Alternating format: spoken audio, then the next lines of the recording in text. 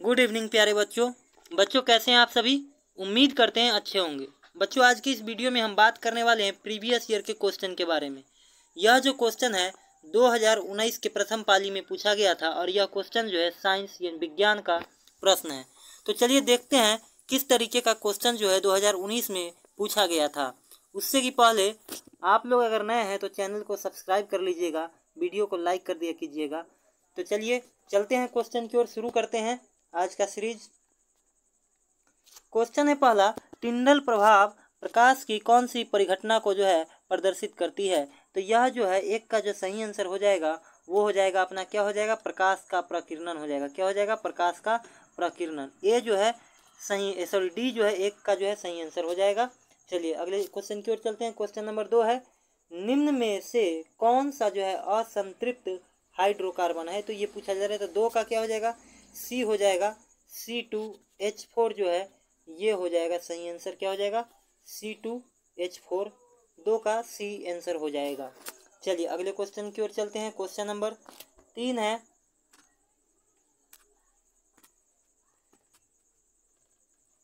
Question number 3 है, कह रहा है कि निम्न में से कौन सा यौगिक ईंधन के रूप में इस्तेमाल किया जा सकता है। तो ईंधन के रूप में जो है किसे, तो एथेनॉल को जो है इस्तेमाल किया जा सकता है। तो 3 का जो है सही आंसर क्या हो जाएगा, ए हो जाएगा। क्या हो जाएगा, ए इथेनॉल हो जाएगा, ए। चलिए अगले क्वेश्चन की ओर चलते हैं। क्वेश्चन नंबर 4, क्वेश्चन नंबर 4 है, निम्न में से कौन सा आहार श्रृंखला का निर्माण करता है। आहार श्रृंखला का निर्माण जो है कौन करता है, तो ये बताने। तो देखिए आहार श्रृंखला का निर्माण जो है ये करता है, यहाँ पर अगर सही क्रम की बात किया जाए तो सही क्रम में कौन सा दिख रहा है आपको, तो घास गेहूं नहीं, ये गलत है। बकरी गाय ये भी गलत है। घास मछली गलत है। तो यहाँ पर क्या हो जाएगा, घास बकरी तथा मानव। क्या हो जाएगा, घास बकरी तथा मानव, ये हो जाएगा। 2 का जो है सॉरी 4 का जो है बी हो जाएगा आंसर। ऑप्शन नंबर बी सही हो जाएगा। चलिए अगले क्वेश्चन की ओर चलते हैं। क्वेश्चन नंबर 5, मानव हृदय में कोष्ठकों की संख्या कितनी होती है, कितने चेंबर होता है ये बताना है। तो मानव हृदय जो है, मानव हृदय में कितने चेंबर पाए जाते हैं, कितने कोष्ठक के बने होते हैं, 4 चेंबर के बने होते हैं। कितने, 4 चेंबर, 4 कोष्ठक का ये। तो 4 का यहाँ पर क्या हो, 5 का जो है सही आंसर क्या हो जाएगा अपना, सी हो जाएगा। क्या हो जाएगा, सी हो जाएगा, 4। चलिए अगले क्वेश्चन की ओर चलते हैं। क्वेश्चन नंबर 6 है। क्वेश्चन नंबर 6 कह रहा है,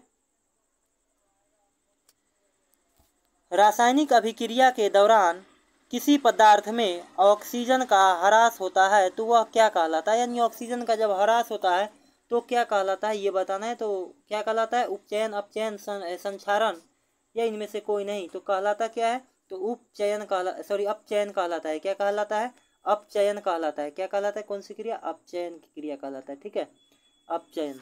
चलिए अगले क्वेश्चन की ओर चलते हैं। 7 नंबर क्वेश्चन है, आधुनिक आवर्त सारणी में समूहों की संख्या पूछा जा रहा है। आधुनिक आवर्त सारणी में समूहों की संख्या कितनी है ये बताना है। तो आधुनिक आवर्त सारणी में जो समूहों की संख्या है वो 18 है। कितने हैं, 18 है, डी हो जाएगा आंसर। चलिए अगले क्वेश्चन की ओर चलते हैं। क्वेश्चन नंबर 8 है। क्वेश्चन नंबर 8 बोल रहा है कि खाद्य पदार्थ के डिब्बों पर जिंक के बजाय टीन का लेप होता है। खाद्य पदार्थ के डिब्बों के ऊपर जो है जिंक का जो है लेप न चढ़ा करके टीन का जो है चढ़ा होता है, वह क्यों होता है ये बताना है। तो 8 का जो सही आंसर होगा अपना क्या हो जाएगा, तो टीन की अपेक्षा जिंक जो है महंगा है ये होता है, तो नहीं। तो दूसरा है, टीन की अपेक्षा जिंक का गलनांक जो है अधिक होता है, गलनांक से भी कोई लेना देना नहीं है। तो यहाँ पर जो है अपना 8 का सही आंसर क्या हो जाएगा, तो टीन के अपेक्षा यानी टीन के तुलना में जिंक जो है अधिक अभिक्रियाशील है। ठीक है ना, इसीलिए क्या किया जाता है, तो खाद्य पदार्थों के डिब्बों पर जिंक के बजाय टीन का लेप होता है, यही कारण है। तो यहाँ पर जो है 8 का जो है सही आंसर क्या हो जाएगा, सी हो जाएगा। नोट कर लीजिएगा, सी हो जाएगा। चलिए अगले क्वेश्चन की ओर चलते हैं। क्वेश्चन नंबर 9 है, बोला है निम्न में से कौन एक पुनरुद्भवन का उदाहरण है, पुनरुद्भव का जो है उदाहरण है। तो यह जो है क्या हो जाएगा, 9 का सही आंसर हो जाएगा, हाइड्रा, ए सही आंसर हो जाएगा। क्या हो जाएगा? हाइड्रा हो जाएगा। चलिए अगले क्वेश्चन की ओर चलते हैं। 10 नंबर क्वेश्चन बोल रहा है तांबे की तार की एक आयताकार कुंडली किसी चुंबकीय क्षेत्र में घूर्णित गति कर रही है और इस कुंडली में प्रेरित विद्युत धारा की दिशा में जो है कितने परिभ्रमण के पश्चात क्या होता है? परिवर्तन देखने को मिलता है। तो ये जो है बताना है आपको। 10 का जो है सही आंसर क्या हो जाएगा? 10 का जो है आंसर जो है सी हो जाएगा, आधे। क्या हो जाएगा? सी, आधे। चलिए अगले क्वेश्चन की ओर चलते हैं। क्वेश्चन नंबर 11 है सल्फर परमाणु की जो है बाह्यतम कक्षों में जो है इलेक्ट्रॉनों की जो है संख्या, ये पूछा जा रहा है। तो सल्फर परमाणु की बाह्यतम कक्षा में कितने इलेक्ट्रॉन होते हैं? तो 11 का जो है अपना सही आंसर क्या हो जाएगा? सी हो जाएगा। क्या हो जाएगा? 6 इलेक्ट्रॉन पाए जाते हैं। कितने इलेक्ट्रॉन? सी हो जाएगा 6। चलिए अगले क्वेश्चन की ओर चलते हैं। क्वेश्चन नंबर 12 है बोला है ग्लूकोज के अणु एक अणु में ऑक्सीजन के कितने परमाणु होते हैं? तो ग्लूकोज के एक अणु में ऑक्सीजन में कितने परमाणु होते हैं? 6 होते हैं। किधर गया 6? तो यहाँ पर जो है क्या हो जाएगा? बी हो जाएगा आंसर। क्या हो जाएगा? बी हो जाएगा। ठीक है ना, 6 हो जाएगा। चलिए अगले क्वेश्चन की ओर चलते हैं। 13 नंबर नई कार्तीय चिन्ह परिपाटी के अनुसार दर्पण के सामने रखे गए बिंब की बिंब दूरी ली जाती है। तो यह जो है क्या हो जाएगा? इसका आंसर हो जाएगा ऋणात्मक। चलिए अगले क्वेश्चन की ओर चलते हैं। 14 नंबर क्वेश्चन। 14 नंबर क्वेश्चन क्या बोल रहा है? 14 नंबर क्वेश्चन है पीतरस कहाँ से स्रावित होता है? तो पीतरस जो है ये पूछा गया है। 14 का जो है सही आंसर बताना है। आप लोग बताइए। तो 14 का जो है कि पीतरस कहाँ से स्रावित होता है? तो यह होता है कहाँ से? यकृत से स्रावित होता है। कहाँ से होता है? यकृत से स्रावित होता है। बी हो जाएगा सही आंसर। अगले क्वेश्चन की ओर चलते हैं। Question number 15। क्वेश्चन नंबर 15 क्या कह रहा है? क्वेश्चन नंबर 15 है कि निम्नांकित में से कौन मलेरिया परजीवी है? तो क्या है? मलेरिया जो है किसकी वजह से होता है? परजीवी पूछा गया है। तो 14 का जो सही आंसर है, 15 का जो सही आंसर है वो हो जाएगा अपना प्लाज्मोडियम। क्या हो जाएगा? प्लाज्मोडियम हो जाएगा। प्लाज्मोडियम, ये हो जाएगा सही आंसर। चलिए अगले क्वेश्चन की ओर चलते हैं। 16 नंबर क्वेश्चन है एल्युमिनियम पर मोटी ऑक्साइड की परत बनने की क्रिया क्या कहलाती है? यानी एल्युमिनियम पर जो है जब मोटी ऑक्साइड की परत जो है बनने लगती है तो यह क्या कहलाती है, ये बताना है। तो 16 का जो है सही आंसर हो जाएगा। क्या हो जाएगा? एनोडीकरण कहलाता है। क्या कहलाता है? एनोडीकरण। एनोडीकरण क्या कहलाता है? एनोडीकरण। चलिए अगले क्वेश्चन की ओर चलते हैं। Question number 17। Question number 17। Question number 17 है सामान्य नेत्र की दूर बिंदु है, यानी सामान्य नेत्र के लिए जो है दूर बिंदु कितनी है? दूर बिंदु बताना है, ये कितना है? तो 17 का सही आंसर हो जाएगा डी हो जाएगा अनंत। क्या हो जाएगा? अनंत। मानव जो है अनंत देख सकता है। न्यूनतम दूरी अगर पूछा जाता, ठीक है ना, न्यूनतम दूरी, तो वह जो है 25 सेंटीमीटर होता। क्या होता? 25 सेंटीमीटर। चलिए अगले क्वेश्चन की ओर चलते हैं। क्वेश्चन नंबर 18 है कौन सी गैस जो है वैश्विक ऊष्मन के लिए जो है उत्तरदायी है? तो यह जो है क्या हो जाएगा? अपना 18 का जो आंसर है ये हो जाएगा कार्बन डाइऑक्साइड। क्या हो जाएगा? कार्बन डाइऑक्साइड, ये हो जाएगा। चलिए आगे पूछा जा रहा है कि कौन सा अजैव निम्नीकरण कचरा है? तो 19 का जो है सही आंसर क्या हो जाएगा? सी हो जाएगा थर्मोकोल। चलिए अगले क्वेश्चन की ओर चलते हैं। Question number 20। क्वेश्चन नंबर 20 है निम्न में से किस लेंस की जो है फोकस दूरी धनात्मक होता है, ये बताना है। तो 20 का जो है सही आंसर क्या हो जाएगा? उत्तल लेंस। क्या हो जाएगा? उत्तल, बी। चलिए अगले क्वेश्चन की ओर चलते हैं। क्वेश्चन नंबर 21 है समांतर क्रम में संयोजित प्रतिरोध समांतर क्रम में संयोजित प्रतिरोध की संख्या घटने के उपरांत संयोजित प्रतिरोधों का कुल प्रतिरोध क्या होता है, बढ़ जाता है, घट जाता है, अपरिवर्तित रहता है, या इनमें से कोई नहीं। तो 21 का जो है अपना सही आंसर क्या हो जाएगा कि यह बढ़ता है। क्या होता है, बढ़ता है। तो बढ़ता किधर है, ए ऑप्शन सही हो जाएगा। क्या हो जाएगा, ए ऑप्शन हो जाएगा, बढ़ता है। चलिए अगले क्वेश्चन की ओर चलते हैं। 22 नंबर क्वेश्चन है, कवक में पोषण की कौन सी विधि पाई जाती है, ये बताना है। तो 22 का जो है सही आंसर क्या हो जाएगा, तो मृतजीवी हो जाएगा। क्या हो जाएगा, मृतजीवी। कवक में पोषण की कौन सी विधि पाई जाती है, तो कौन सी विधि पाई जाती है, मृतजीवी। कहाँ गया पेन।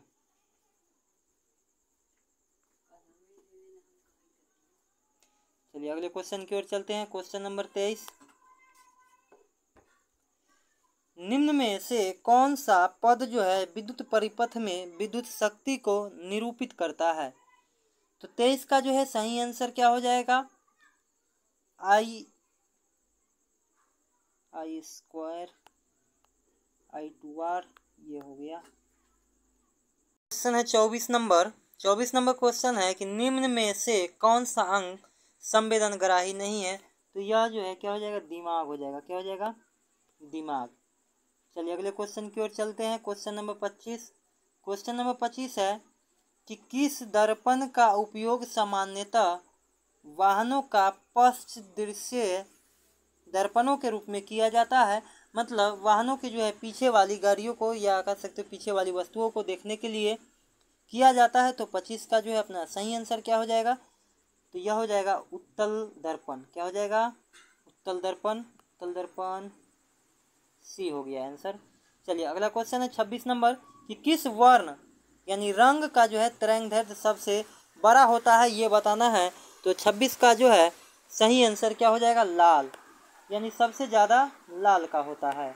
इसलिए जो है रेलवे उलवे में देखते होइएगा या सिग्नल और में जो है लाल का इस्तेमाल ज़्यादा किया जाता है। चलिए अगले क्वेश्चन की ओर चलते हैं। क्वेश्चन नंबर 27,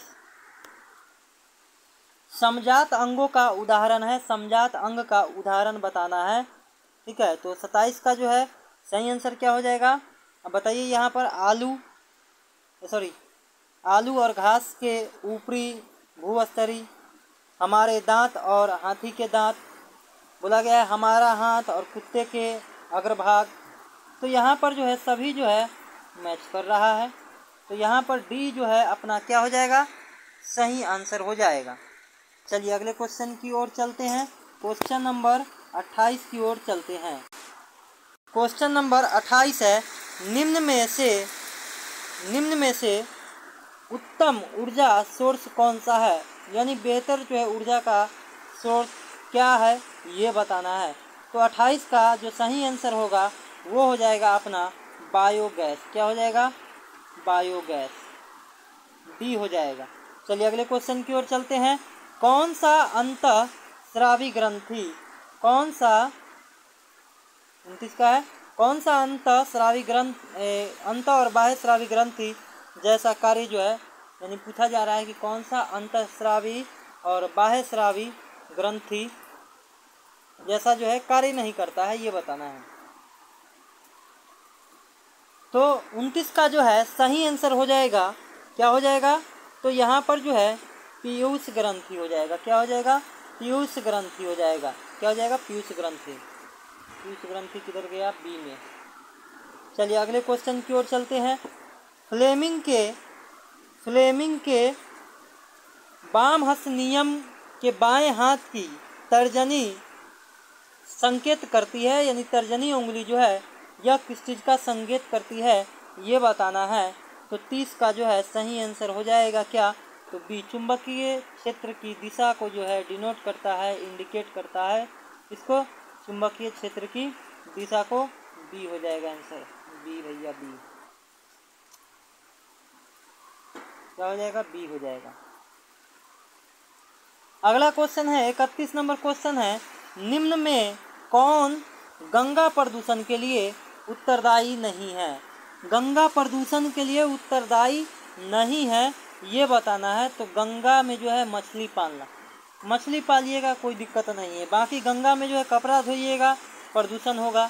गंगा में जो है अर्ध जल सबको अगर प्रवाहित करते हैं तो वो भी क्या करेगा, गंगा प्रदूषण का कारक होगा। रसायन अपशिष्ट भी गंगा प्रदूषण का कारक है, लेकिन मछली पालन से गंगा को प्रभाव नहीं पड़ेगा। तो यहाँ पर ये हो जाएगा सही आंसर 31 का। चलिए अगले क्वेश्चन की ओर चलते हैं। क्वेश्चन नंबर 32 है, पुष्प का नर जननांग कहलाता है। तो 32 का जो सही आंसर हो जाएगा वो पुंकेसर कहलाता है, यानी पुष्प का जो नर जननांग होता है वो पुंकेसर कहलाता है। चलिए अगले क्वेश्चन की ओर चलते हैं। क्वेश्चन है कि किस लेंस का उपयोग कर दीर्घ दृष्टि दोष को जो है संशोधित, यानी उसमें जो है सुधार लाया जा सकता है, किया जा सकता है। यस, हाँ, तो उसमें जो है क्या किया जाता है, संशोधन के लिए जो यूज किया जाता है। तो ऐसे कौन सा दर्पण है, तो 33 का जो है क्या हो जाएगा, उत्तल लेंस हो जाएगा। क्या हो जाएगा, उत्तल लेंस के द्वारा किया जाता है। किस लेंस के द्वारा, उत्तल लेंस के द्वारा। चलिए अगले क्वेश्चन की ओर चलते हैं। 34 नंबर क्वेश्चन है, विरंजक चूर्ण का रासायनिक सूत्र बताइए। विरंजक चूर्ण का रासायनिक सूत्र क्या होगा, तो विरंजक चूर्ण का रासायनिक सूत्र होता है CaOCl2।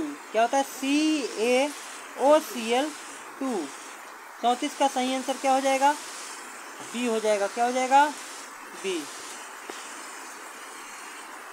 34 का बी हो गया। चलिए अगले क्वेश्चन की ओर चलते हैं। Question number 35। क्वेश्चन नंबर 35, आ जाओ भाई, किधर गए यार, इधर आओ यार।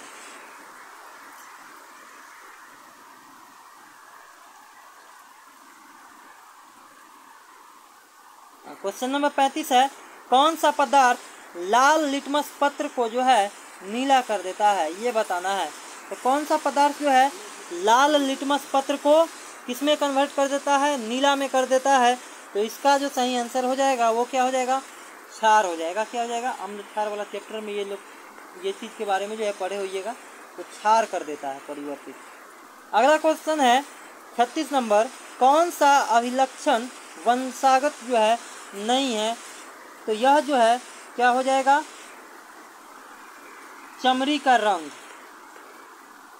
चलिए अगले क्वेश्चन की ओर चलते हैं। क्वेश्चन नंबर 37 की ओर। क्वेश्चन नंबर 37 है, शुद्ध जल का पीएच मान कितना होता है, ये बताना है। शुद्ध जल का पीएच मान, तो शुद्ध जल का जो पीएच मान होता है भैया वो होता है कितना, 7 होता है। कितना होता है, 7 होता है, 7।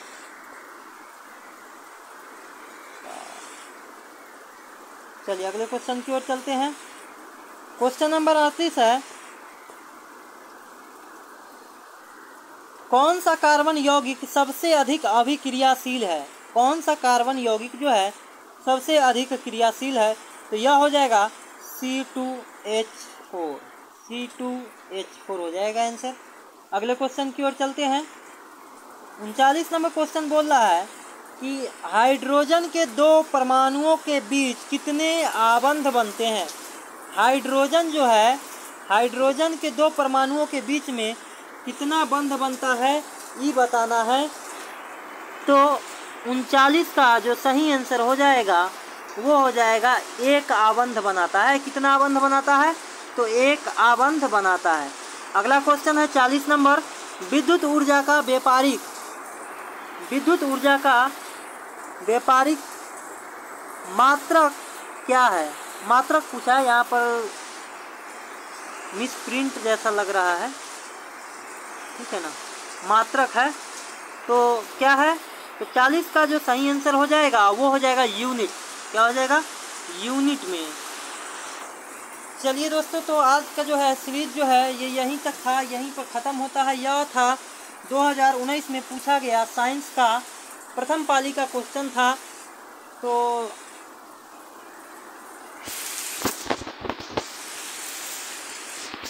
उम्मीद करते हैं इसमें से जो है आप लोग जो है बहुत सारा क्वेश्चन जो है सॉल्व किए होंगे, आंसर दिए होंगे, बताए होंगे।